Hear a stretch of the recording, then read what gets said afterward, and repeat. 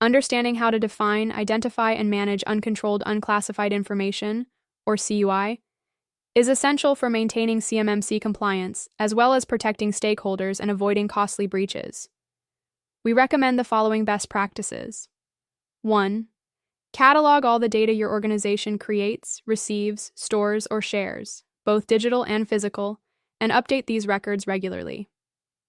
2. Establish clear decision trees and classification criteria. Use structured questions, checklists, and standardized yes or no rules to ensure consistent classification across all departments. 3. Implement standardized marking and labeling protocols.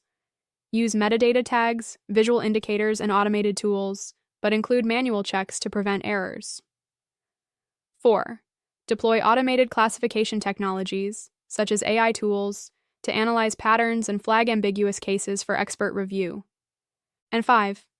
Tailor training to job responsibilities, include practical exercises, and require regular assessments to keep awareness sharp as CMMC and other data privacy and protection regulations evolve. To learn more about Kiteworks for CMMC compliance, please visit kiteworks.com.